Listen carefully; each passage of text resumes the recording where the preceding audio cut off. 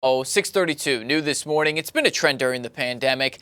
When colleges go on breaks, students go home, they return, and then the case numbers in the communities, those rise. Now with spring break right around the corner, some schools are changing the plans this year to keep students and those communities safe.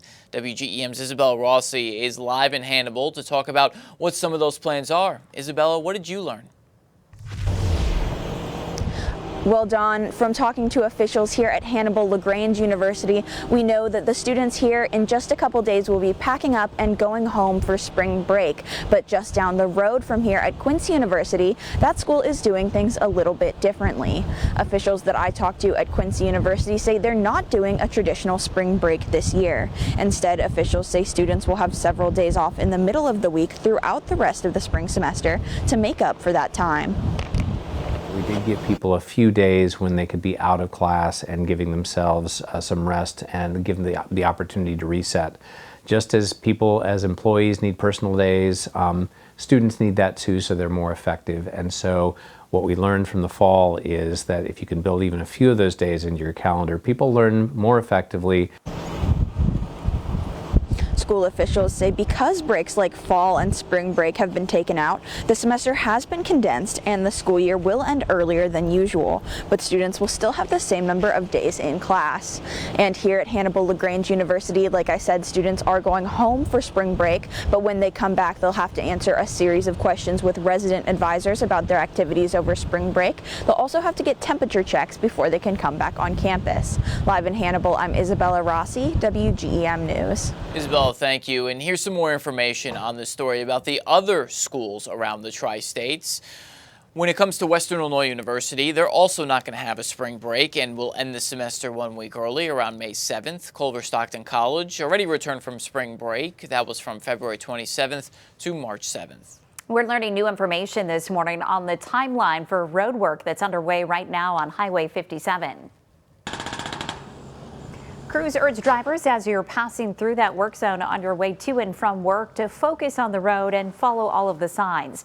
New for Morning Audience, IDOT officials say most of the work should wrap up late summer or mid-fall, but it all depends on a couple of factors. The north half of the project still will be, it has to be paved. So that the city is doing some work right now just south of Jefferson. Once that's complete, you'll start seeing paving crews and things like that show up and be working south of Jefferson. A reminder that fines for speeding in construction zones in Illinois start at $375 for the first offense and jump to $1,000 for a second violation. If you plan to go work out at the Kroc Center, you're going to notice that demolition is underway to clear the way for eventual expansion at the Salvation Army in Quincy. The Salvation Army owns this property. We're taking a live look over downtown Quincy, and you can see where that hole is on the left side of your screen. That's the building we're talking about. They own it. That's on Vermont Street right there. Salvation Army officials say they bought the building about a year ago, but it became a liability, so they're working to tear it down. While no plans are set in stone right now about what could fill the space, the Captain Michael Sjogren says they've got some ideas. Well, there's also always need to expand programs, maybe some of our fitness programs, our service programs that we offer to the community. So potentially having more opportunity in that way with a facility. We also have some limited parking. We've always had that since we opened our doors, and so there's always the potential of expanding some of our parking as well. He says they're obviously in the beginning stages of planning right now, but they hope within the next year they will know how to best utilize that space. If you're worried about making that first property tax payment, Adams County Board is giving you some extra time. According to our news gathering partners at the Herald-Whig, the County Board approved a resolution last night that postpones late penalties for the first installment of this year's property taxes due to the pandemic. However, the resolution says property owners will face penalties if they fail to pay the first installment by the second installment's due date. Parents, as you get your kids up and ready for school this morning, new this morning, lawmakers are considering less rules for immunizations in the state of Missouri. House Bill 37 would mean that parents who don't want their child vaccinated for personal reasons would be able to enroll them in public schools under conscientious objection. Right now, a religious or medical reason are the only two accepted exemptions. The bill would also remove all vaccine requirements from private schools and institutions. Currently, the same vaccine requirements for public schools also apply to those that are private. And Blessing Hospital is starting to return its COVID-19 section of the hospital back to normal. Blessing Health System Chief Quality and Safety Officer Dr. Mary Frances Barthel says this includes turning negative pressure rooms into normal rooms. The move comes amid a drop in patients hospitalized with COVID-19. As of last check, there were 4 COVID patients hospitalized in Adams County.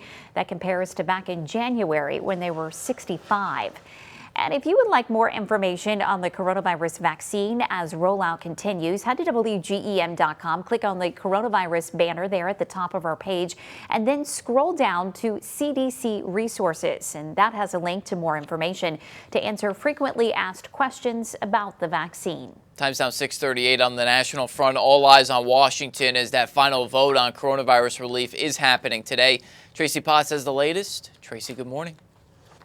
Hi there, Don. Good morning. Good morning, everyone. The vote set to happen today. The president will sign off this week, and then those payments start rolling out soon after. It's a big legislative victory for President Biden, but Republicans say this money will plunge the country further into unnecessary debt. I'm so excited, I just can't hide it. Democrats are on the verge of handing President Biden his first legislative victory today, a $1.9 trillion coronavirus relief bill that includes billions for states, local governments, schools, vaccines,